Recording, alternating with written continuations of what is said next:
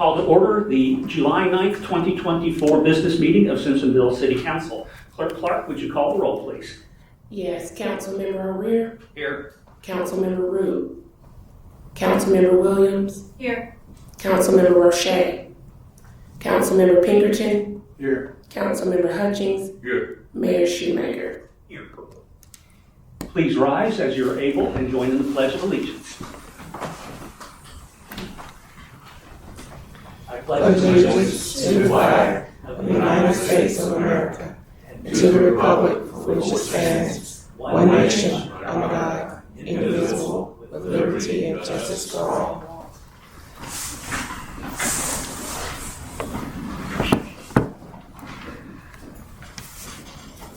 Each member of council has received a copy of the minutes. Does anyone on council have corrections? I do have a correction. Bear with me here just a moment. Under item B, the last line under item B, it reads the original item with omitted changes passed, yes 6, no 0, motion carried as amended. I want to strike that line and add these two lines. Vote on the motion to amend, comma, yes 6, no 0, motion carried. Vote on the main motion as amended, comma, yes 6, no 0, motion carried. Those are the only changes. And Council Clerk Clark, I will share those changes with you for the official record. Any other changes? As there are no other changes, then the minutes will stand approved as amended. It is now time for our citizen comments, and we will begin with Louis Myers, if you would come to the podium, please.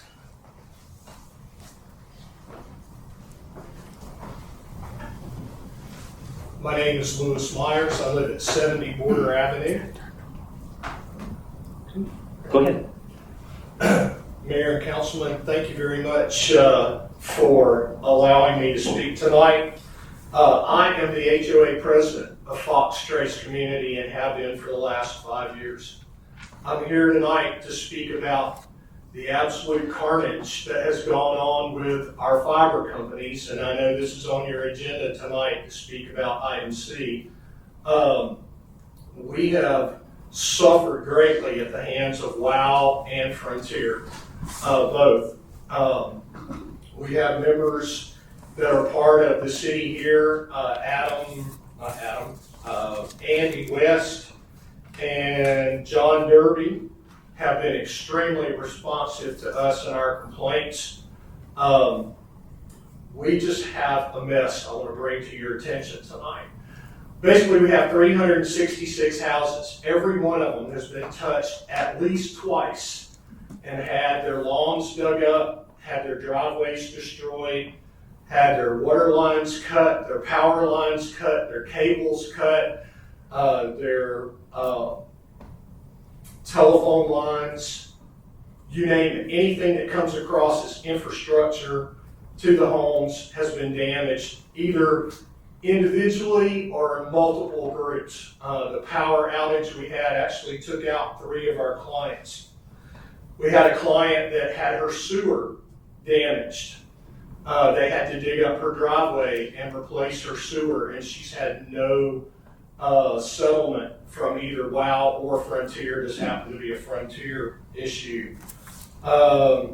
We've had 4 driveways that, because of the way the companies, the subcontractors, behaved and the way they worked, they dug out underneath the driveways to run what's called a torpedo boom that cuts a hole for them to put the fiber conduit underneath the driveway. They actually dug out partially underneath the driveway, so when they drove their car over it, it actually cracked, and they had to remove those driveways and re-pour. Why did this happen? I think it's the city issued, and I'm not putting blame on the city. You guys have to issue the permits, and the permit is issued To the contractor, Frontier or WOW, they have subcontractors that are unqualified that come out and dig up. My own personal yard has 14 holes in it. The law basically says that they're supposed to restore the property to its original condition.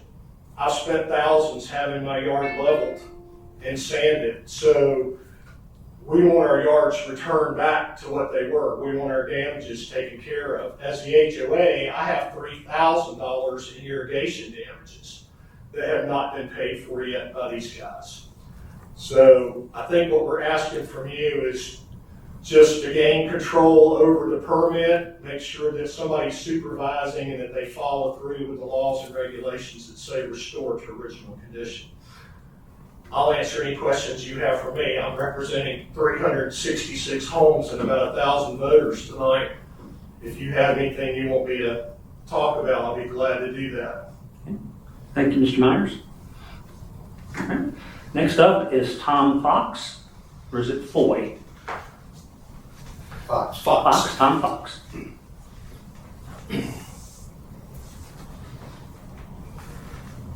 My name is Tom Fox, 231 Scottish Avenue, Fox Trace Development. And I'm here to talk to you about, we need your help. My yard, I spent $7,000 when I first moved here 11 years ago, and having my yard totally taken care of, leveled and made pretty. I had Zoya grass put in. As of today, I've had my yard dug up 7 times by Spectrum, by WOW, and by Frontier. The worst has been Frontier. They've left the box that they put into the ground, they left gravel all around it, so my lawnmower picks up gravel and throws it across the street. I got lumps in my yard that I had to raise my lawnmower up to keep from scalping the grass. They planted the wrong grass. They were told that they had Zoya. It was not Bermuda. They put Bermuda down. They've not done anything. I've met with a contractor, with my HOA president and senior management representative, who promised that they were going to take care of it. Yet to see them. We need a little help. Y'all gave them the permit. Nobody's following up. Nobody's helping us get this taken care of. I had 2 landscape companies come out and give estimates. One was $1,000 to fix my yard, and the cheapest was $850. And I don't think I should have to pay that when I didn't ask for them to dig up my yard. Thank you. Thank you. All right, thank you, Mr. Fox. Next is Tom Van Sickles.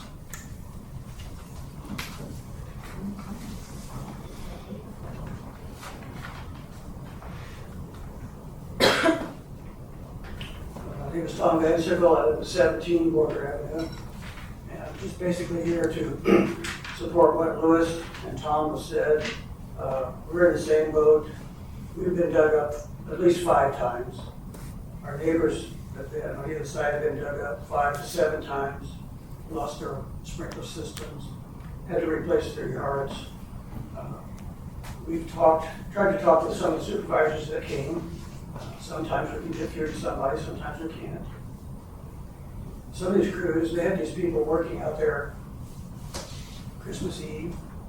They had people working in the dark at 10 o'clock at night with flashlights on their belt buckles, digging these holes. And we would just like, if these things continue, we need to have somebody to tell us what the plan is. Is there a plan? And who is in charge of doing, the digging and replacing all this stuff? Because we don't know how many people have signed up for these services. I'm guessing probably not very many. So there's a lot of money being spent, bringing crews in from Florida, Alabama, different places, and there's not a whole lot to show from it except a lot of damage to people's properties. These folks have said, we'd really like to get your ear and get your help if you can. Thanks. Thank you, Mr. Van Sickles. Next is Jacqueline Weeks.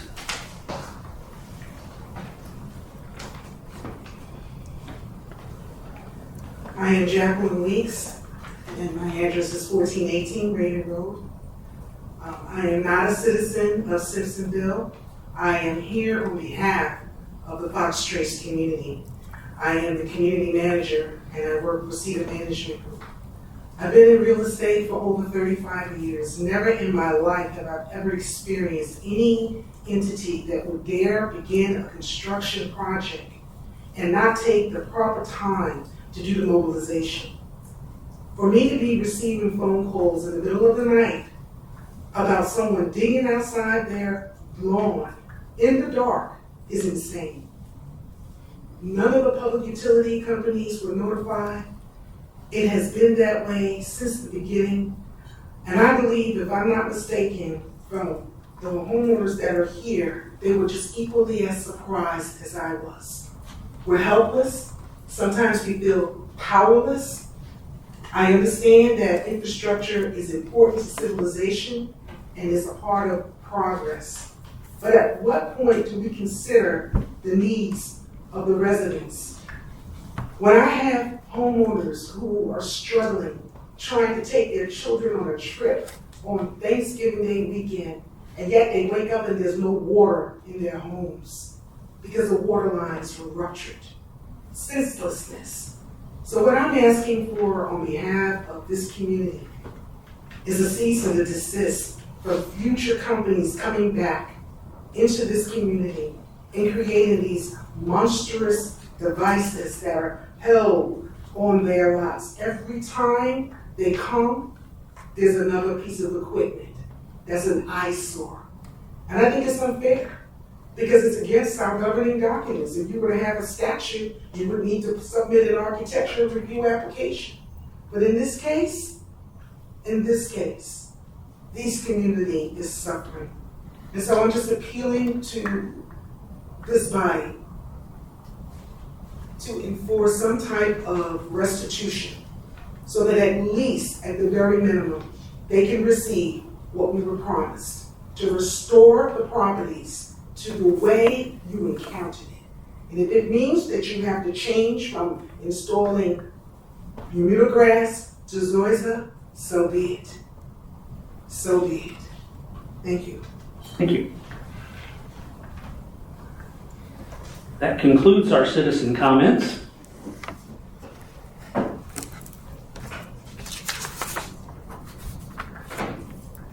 Moving on to our first item of business. Item 6A, second reading of AXZ 2024-02, proposed annexation of property located at 211 Cherokee Drive. Mr. Derby, our planning director, will you summarize, please? Yes, sir. Good evening, Council, Mayor. Yes. Just a moment here.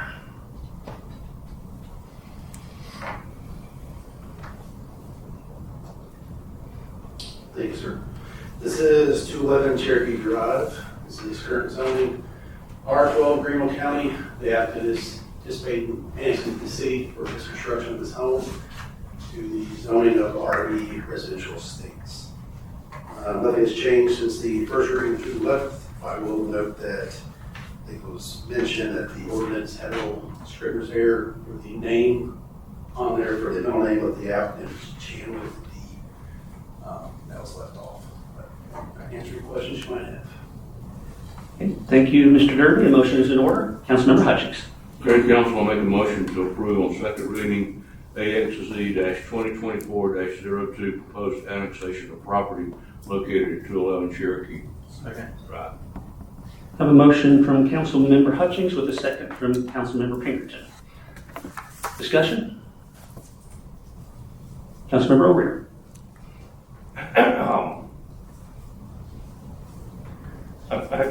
John was nice enough, Mr. Derby, to speak to me the other day, trying to clarify a couple of points. I drove past the property yesterday to look at it, and it looks like what I see here versus what I've seen there is the only encroachment on this property from the next door to that temporary structure. Is the only. Is that the only encroachment? Because that's kind of what I see the cutout on here, where it says it's pretty much temporary structure. And I'm seeing it's like it's kind of riding lawnmower or something under it. Is that the only encroachment on this property from next door? What I can say from the survey that was provided by the applicants, there's a portion of the overhang of the house garage from 209. So there is a little bit of the structure on there. Yeah, and we thought, I would encourage the applicant to find a way to fix that, I guess, because I've seen things in the past personally where, and I think the applicant's relatives live next door, and I, sounds like they get along fine, but I've seen people have to move fences and bust up driveways because a neighbor found out that something was on their property that someone else owned. So I would just maybe just clean that up a little bit, but I got no other issues. I'd say welcome to Simpsonville. Council? Councilmember Pinkerton? Yeah, Mr. Derby, thanks for clarifying that. I did talk with you, or at least we exchanged emails a couple of weeks ago about my concern about the property line. It could present a problem down the road for somebody, I'm assuming. I mean, if this was not a relative buying this property, that we wouldn't be sitting here today, probably. So, approving this, I guess, in my opinion, is we're approving something that's got a potential problem, but the only remedy is going to be between these two or some future down the road. Is that correct? That's correct. The other thing, there was a number of questions, or at least a few questions in the last meeting we had on this on the first reading.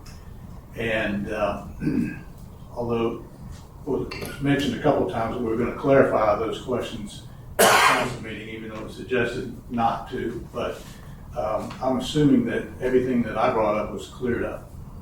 Yes, sir. Okay, thank you. Council?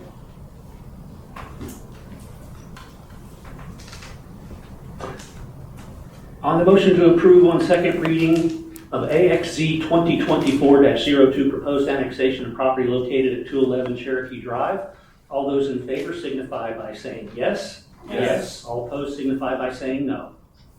The motion carries by a vote of 5-0. Thank you, Mr. Stern. Item 6B, first reading of O-2024-03 Stormwater Development Standards Ordinance. This is my item, so I will introduce it. There have been no changes since we talked at Committee of the Whole. This is an ordinance to amend Article 10 to the Land Development Regulations that would move our stormwater requirements up from a 25-year standard to a 100-year standard. This would only apply to new developments in the city, not to any existing property owners. And just for the record and for the public, this is not the only thing that we are working on or proposing going forward to deal with stormwater issues. This is just one item. And like I say, this does put us on an equal footing with what Malden already does. So with that, I move that we approve on first reading O-2024-03 Stormwater Development Standards Ordinance. Second. A motion from the mayor with a second from Councilmember Hutchings. Discussion? Councilmember O'Rear. I like this. I like it as a first step to addressing something. You know, when I ran for this seat, the biggest thing I heard about was traffic, development, and stormwater. And they were interchangeable depending on who you talked to. So I like this as a first step, and the mayor mentioned that there's other things coming, and that'll be a discussion, I think, starting next month with other things. But I think this is a good first step to address, long-term issues that we're having. So I'm glad we're doing this. Councilmember Pinkerton. I agree. I think this is a great first step. In fact, going forward, we do have other items that we're going to bring forward to help stormwater issues. I'll be happy to be a part of it. Just to give a little context, we've had some much needed rain over the last few days. Friday night, we had a little bit. Saturday night, we had, in my backyard, 2 3/4 inches of rain, another 2.5 inches the next night. In a 24-hour period, that's not a 100-year storm event, except for the fact that within a 2-hour period, it does constitute and does fall into that realm of being in a 100-year storm situation because of the amount of rain we had in a short period of time. Fortunately, we didn't have issues where it flooded the street, but it did flood my neighbor's yard. It's unfortunate some of this is not going to help out with the existing neighborhoods, but I agree this is a great step forward. And keep in mind, it's going to rain again, and the more we can protect the citizens and the properties of Simpsonville, the better for it. Councilmember Hutchings? Just to reiterate what everyone else has said, I think this is a good first step to indicate that council is starting to address some of these issues with the stormwater problems.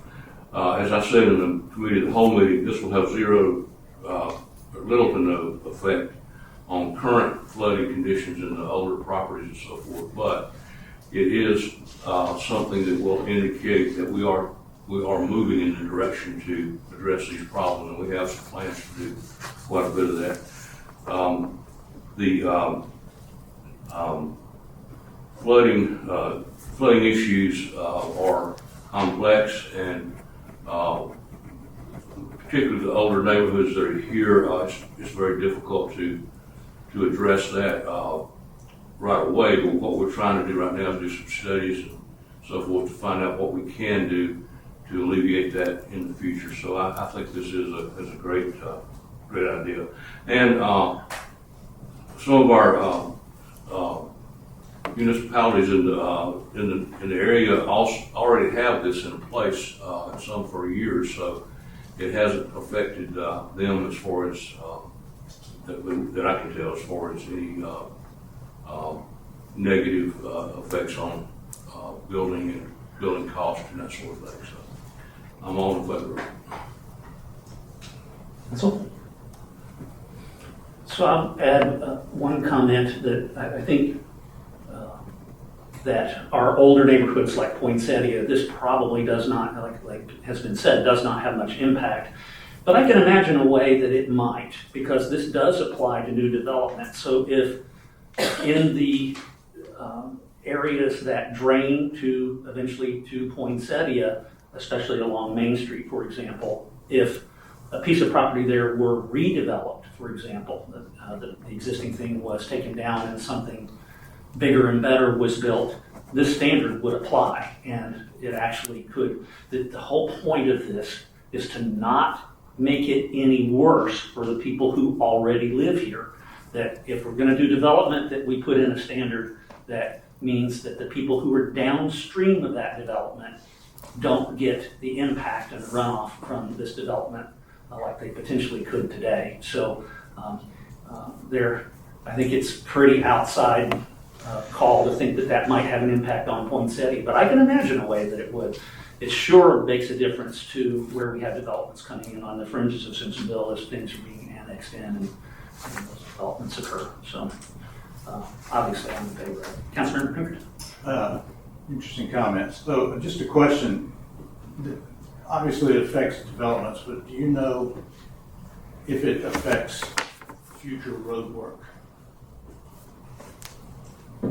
Does this ordinance affect potential road work? So when this passes, which I'm sure it will this have an effect on streetscape design?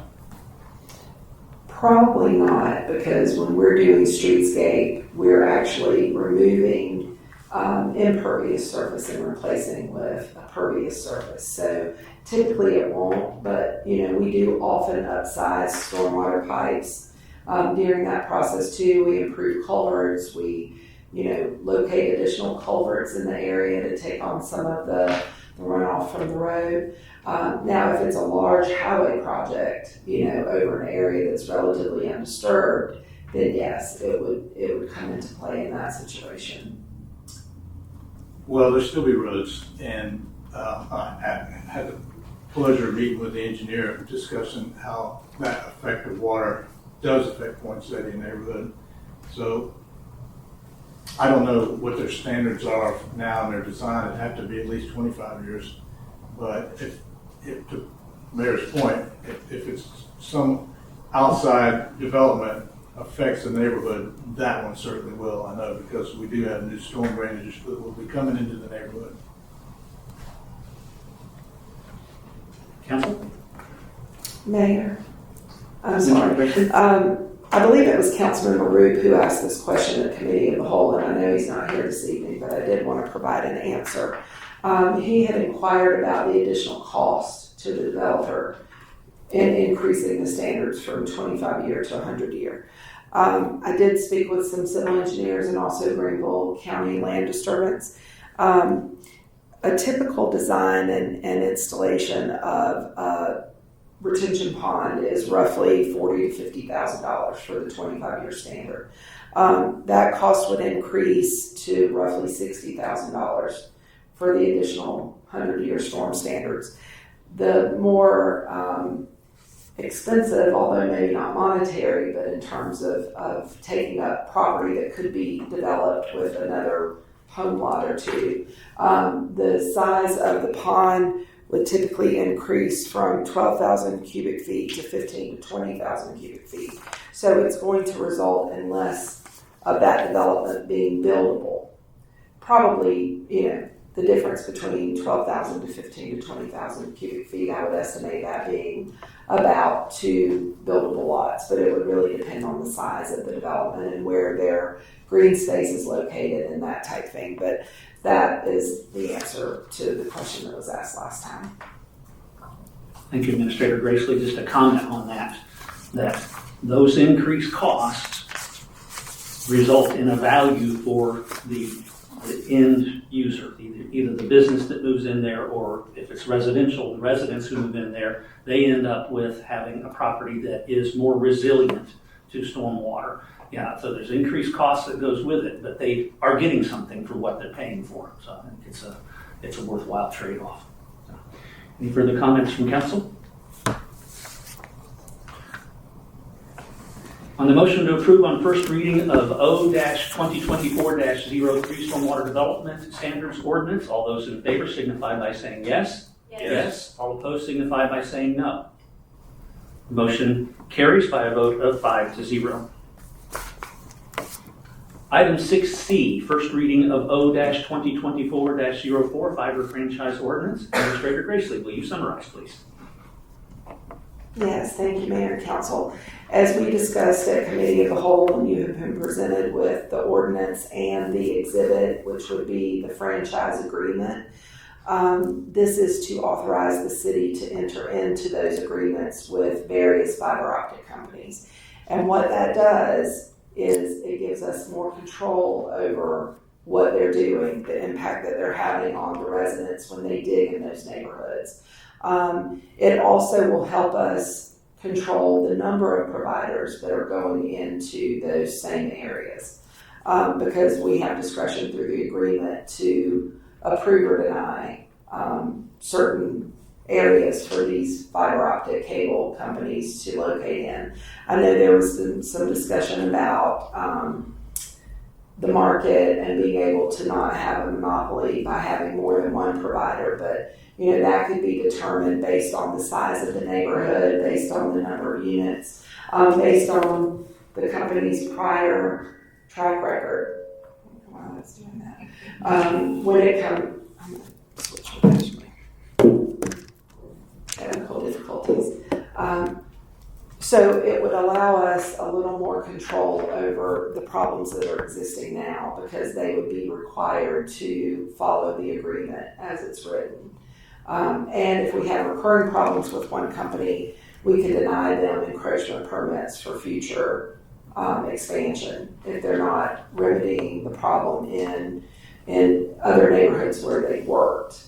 And we have, in the time that these fiber optic companies have come into Simpsonville, we've had a lot of these same issues, not just in Fox Trace, but a lot of them. There have been a few neighborhoods they've gone in and they've done a good job.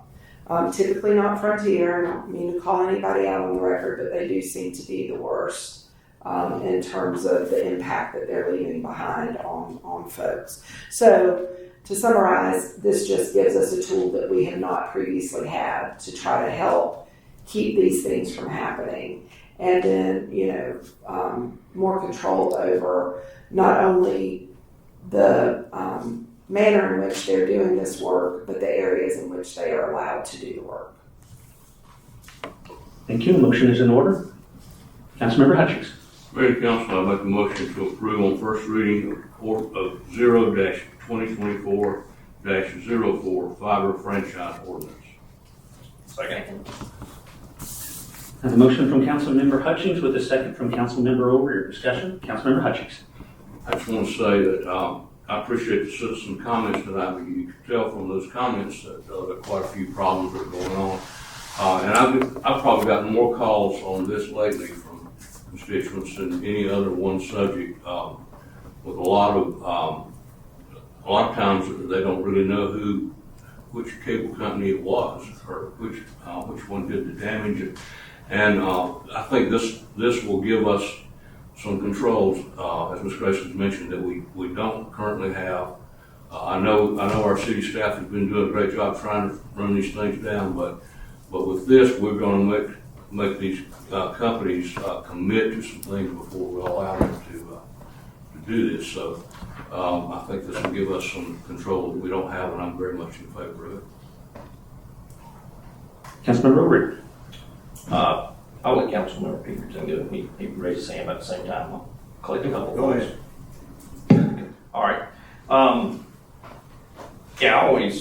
pretty much going to let everything get through the committee of the whole because I want to hear more about it. And I think everyone deserves to hear more about it because, if we'd have done something there, we wouldn't have heard the comments today. I had questions in the committee of the whole, and Administrator Gracie was nice enough to sit down with me this week, explain a couple things among other topics.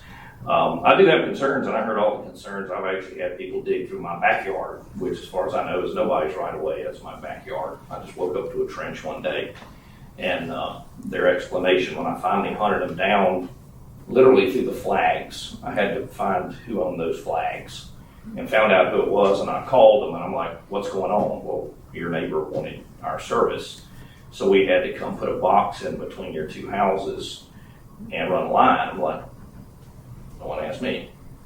So that being said, I understand this, but I also would like to see individual protections and individual in teeth in these agreements for individuals, because if the city signs an agreement with someone, that leaves only the city with recourse. If there's something in here about individual recourse, if they don't do this, then an individual can step forward, because without teeth, no one's going to behave. I mean, you can put a law in the books, but if you don't have an enforcement arm or a punishment for it, no one's going to abide by it. So it looks to me on the surface, unless I'm wrong, this is an agreement between just the city and these companies. So if the companies don't behave, the only person that has recourse, the only entity, is the city, if the city so chooses. I think we need to have language added in here that's going to give individuals recourse, give the taxpayers, the citizens, because, we all have right of ways. We all understand this. We understand, but when people are doing something in the middle of the night, that doesn't seem right. Or if they come destroy your property and won't even communicate with you, there's a reason for that. It's because on the surface, they don't have to. And if they don't have to, they won't. So what I would like to see, and I did have a question in here, what is a four calls, what would be a four calls termination of this agreement? The only thing it says in here is you have to give 90 days, which is standard, but what would be a four calls termination of this What agreement? section is that? Section 3, terms of agreement, unless the party gives 90 days written to terminate the agreement. Obviously, there's generally got to be a 4 calls, because this is a very lengthy contract. This isn't like a year-to-year thing. This is 20 years. So when you take something on for 20 years, some of us may not even live that long. I don't know. But that's a lengthy contract. So when you buy something, you bought it. And if these companies aren't going to do a good job for the taxpayers of this city, then there needs to be teeth in here to extract from them if they won't behave. Go ahead. So my response to that is that because this is public right of way, we can't mandate in this agreement that there be restitution for individual property owners because the right of way is public. I know that's hard to hear because it is their yards and they are required to maintain their yard up to the pavement. So it seems like a bit of a double standard, I know.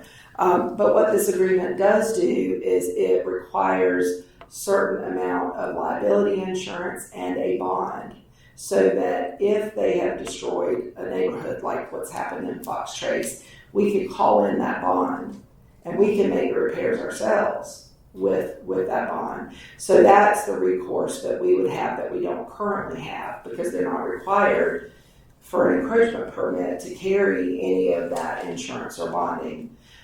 So that's the main thing that we would be able to then go in and make sure that they are. There's a bit of a financial incentive now for them to do it right, where they haven't had that before. Because, nobody wants to have their bond called in because it makes it difficult for them to have lines of credit for anything else. It makes it difficult for them to work in other communities, and we set certain parameters for what those dollar amounts have to be, which is way more power than we currently have. Well, the city has got to be willing to take up that mantle. Yes. If citizens come and say, this is what they've done, Yes. I can prove this, but I'm going to need you to step forward and make this company do this for me. That's what this city has to do. We're not here to protect fiber optic companies. No. We're here to protect the citizens of the city. And we all, like I said, I've been, I won't say victim, I've seen the flags in my yard too, and I have a considerable right of way in my front yard. And I know that, I know buying the house, but you can't just come tear things to shreds and do a halfway job of trying to repair it and then walk away. The city's going to have to pick up the mantle for that, and I think that's what we need to make sure is in writing. That if the citizen doesn't have direct recourse, the city needs to do right by its citizens and take up that mantle for them when they bring a just cause. I mean, if they can come and prove their case and come to the city and say, hey, they have damaged, here's what it's cost me, here's what I've had to do, and y'all need to make this right for me. And if that's in there, then I will be happy to move forward with it. But there's got to be protections to the citizens of Simpsonville more than what they have now. Well, there are the financial protections. So now there is an agreement in place where we require them to carry that amount on a bond and liability insurance in case there's any sort of accident that happens on the property, that involves the homeowner. And we don't currently have that because there are no agreements now. All of this is relatively new.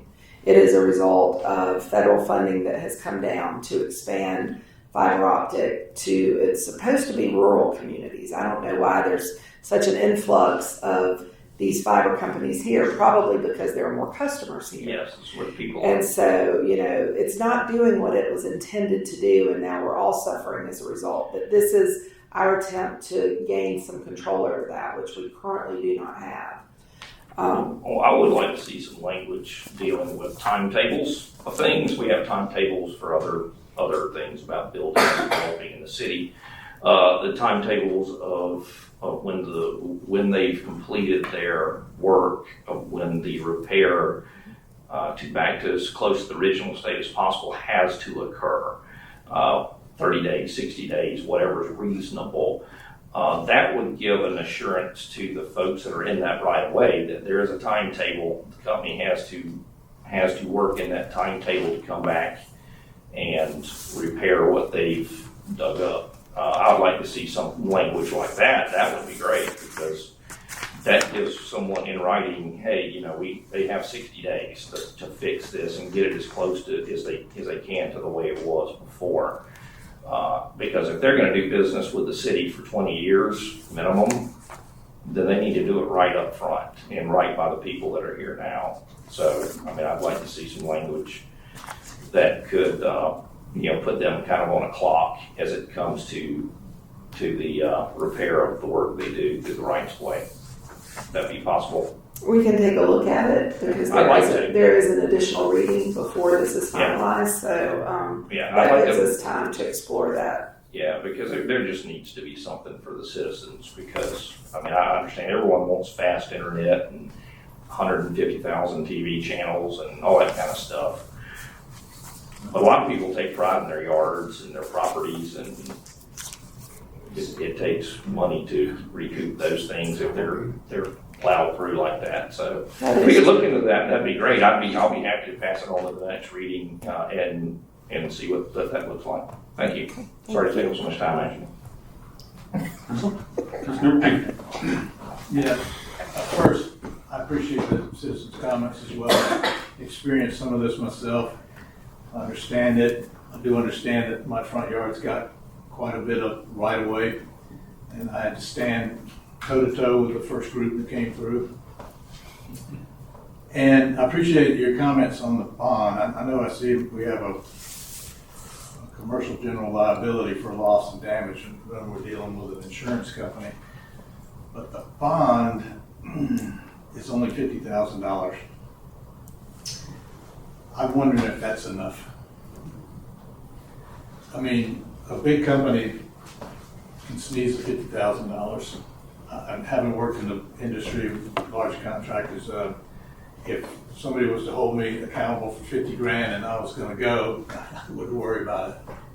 So that's another question, I guess. So this is $50,000 fit the bill, because typically what they're going to do is go buy that bond through an insurance company, and if they have got the wherewithal to be in business in the first place, they should be insurable, especially if they can afford the $2 million liability coverage they have. Certainly they can cover a $50,000 bond. So I would question as well, and I'm assuming our attorney did a lot to write this stuff up. Maybe ask him if we could look at something that has a little bit more teeth in the bond. Sure. I would, if no one else is going to go, then I will echo that as well. And it seems to me, like listening to the comments from just a small handful of people, that it'd be pretty doggone easy to get to $50,000. And they already have far exceeded that in their neighborhood, which makes me think of when we do this franchise agreement and do permitting. It's a big difference between doing their neighborhood versus doing my neighborhood that only has 43 homes in it, where a $50,000 bond might be enough for my neighborhood, but they might need a $250,000 bond. And if you're going into a place like Powderhorn or all of Poinsettia, I agree. I think we need to either have a sliding scale or just make the bond big enough that it'll cover it no matter what it is they're asking for. Administrator Gracely, are we currently holding off on any new permits Right. while we are. we have this under consideration? There are two other fiber optic companies that have asked for encroachment permits, and we are holding off on issuing any more permits until council passes this so that we can make them all enter into this agreement. And pick one. Wow, Frontier, Ripple, Google. Yeah. They want to come into a neighborhood that they haven't been digging in yet. They would have to get a new permit to do that. So they're currently on pause while we have this under consideration. So they would all sign the agreement at the moment council has authorized the agreement to be entered into with these various companies. But each time they dig in a different area, they would still have to apply for an encroachment permit. Okay. Councilmember Hutchings. Question or two about the agreement itself. Is this a model agreement that we are adopting basically, or was this written? The only other community that I know that uses this, and they just started, is the city of Greer. And I have to talk with my colleagues in Fountain and Malden, and I've shared this with them so that they can also have their councils consider it.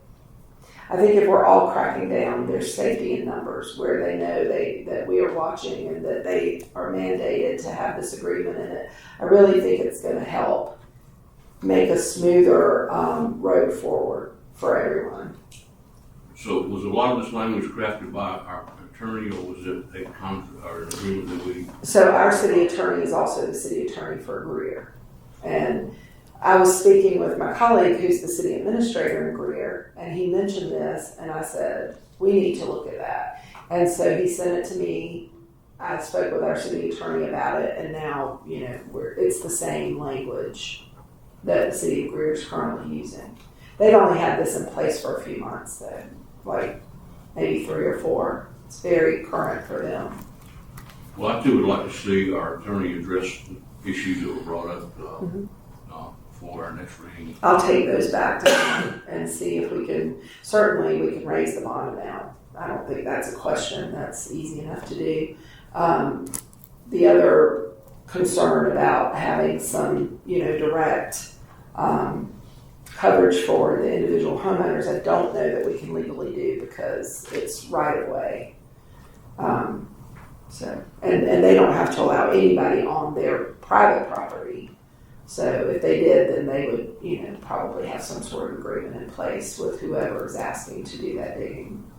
My only experience with it is if I lived in a house and Charter had to, install cable and internet, and then they have to come back and bury that. But that's at my request. So, they have my permission to do that. But with public right-of-way, there are certain legalities that I need to address with the city attorney. Councilmember Pinkerton. Thank you. You brought up a good, interesting question for me. So our general liabilities says it's against all claims, loss, cost, damage, expense, or liability from loss of life or damage or injury to persons or property arising from work activity. So property is open there. Mm-hmm. Is that only their personal property, or does that include the right-of-way property? That would include everything that's damaged. So it's within the right-of-way. Mm-hmm. I mean, they're only supposed to be within the right-of-way. They're not supposed to be on. To these fine people's point, and I understand it, you come ripping through your yard, and you damage your sprinkler or damage your grass, so if they don't cover it, we'd have to go after their insurance, which probably has a deductible nonetheless, but I'm just questioning, does it include the property in the right of way? Yes. Okay. Councilmember O'Reilly. Yeah, I just want to make sure you mentioned a couple things we're going to work on, try to work on the timetable things about any kind of repairs. And is there a notification requirement for, I know when things come before the planning commission, they have to give a 15, 30-day notice on certain things. The thing is when they roll up blind into your yard, you don't know who people are coming into your yard. It could be the right way, that's fine, but they don't know who they are. Right. Is there any requirement for notification for this kind of work, whether it's to the city, to the homeowner or anything? Is it something that they have to notify us, and that way we can at least put it on the website? They have to notify us because they have to get that encroachment permit, so we know where they are. I have never understood, this is another thing that makes no sense to me, why if you're installing fiber optic in a neighborhood, why you wouldn't go put a door knocker or something on a resident's door to say, we're here, we'd love to have you as a customer. It doesn't make any sense the way any of these companies are behaving because they're costing themselves customers. These people are upset. I would be upset. I would not want to do business with the company that destroyed my yard. Or broke a sprinkler or planted zoysia. I have fescue, and if somebody planted a different type of grass, I would be furious about that. Even though it's in the right of way, it's still part of my yard, and it all needs to look uniform. And if I spent $7,000 making my yard look the way I want it to, and I'm required to maintain it out to the curb, it needs to look like that. So they have been very careless and reckless, and I think we have this money, we're going to go out and do this as fast as we can. They're not taking precautions. They're not doing things like introducing themselves to the neighbors when they do go in a neighborhood. They're losing their customer base. It defies all common sense to me. I think it'd be a good idea since they're notifying us. If, let's just say, we'll just use them as now Fox Trace. We're going into Fox Trace, and here's the company. To at least for the city to put on their website and discover Simpsonville, and to at least if they were to not contact any of us but go to the website, they could say, oh, there it is. That's who this is. That's what's going on. and could see that it's been there and there was an attempt, because I'm with you, that's just kind of dumb. I'm gonna go out in front of that if I'm the company and say, here's who we are, here's what we're doing. Could be a little issue for a minute getting these down, but we'd love to show you what we can do afterward, but they don't. But it would be nice if the city's entering in this agreement, if they could post on the website when they are notified when Acme Company's gonna start laying their fiber optics and box trays. That way the residents can at least go to our website or Facebook page or whatnot and see that the city has made an attempt to notify them if the company didn't. And if the company does too, that's great. We'll get covered by then, but at least it's fair warning. They're coming to you right away and here's who they are. So, Yes. Appreciate it. Councilmember Hutchings. One other point, we talked about in our last meeting, a lot of this is funded by ARPA funds, correct? Correct. And at our conference, I know a lot of the focus was on rural communities, as you mentioned. Part of the problem may be that they're, looking at the funding more than they're looking at the customer right now. So They are. that could be a possibility that is fueling some of this growth without concern for the customer right now. Yes. Administrator Gracely, what mechanism is in this ordinance that allows the city to limit the number of utilities? It's general language, but it does say that the city has the right to, provide the encroachment permit or not to provide it. So it doesn't necessarily spell out we only allow 2 fiber optic companies. It's really still up to us to determine if they're going to receive an encroachment permit or not. And if we believe that there are too many utilities in that area, already say there are already 2 fiber optic companies and another one comes and says we want to install, we would say no to that because that would be unreasonable. Thank you. The reason I bring that up is that I've been fortunate. My neighborhood just went from being dug up, but I was one of the lucky ones where they only dug in my yard once. A lot of my neighbors, it was 3 and 4 times, and I find it quite believable that they dig in somebody's yard 11 and 12 times, and you've had multiple utilities come through doing this. We've only had the one so far. So I hear you, and it was my first question was, what stops the next one and the next one and the next one? How many do we have to have? And I think that a very good point was made down here that this is really probably not so much about, they're not thinking so much about, I want to get these future customers. I'm not worried so much about getting the future customers. I'm worried about getting this installed before the other guy gets there. So and before the money expires. And before the money expires 2026. and all of that. So, I'm glad we are holding everybody at bay while we get this nailed down and then have some teeth in it to make sure that it's done reasonably in the future. Any further discussion from council? On the motion to approve on first reading O-2024-04 fiber franchise ordinance, all those in favor signify by saying yes. Yes. All opposed signify by saying no. Motion carries by a vote of 5-0. Item 6D, purchase and placement of a pump track for recreational purposes.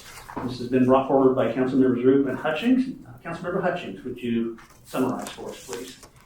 As the mayor mentioned, Councilmember Rubin and I brought this before council based on some requests we'd had from some of our constituents wanting something for the younger folks to do, to have a place for recreation of a different type.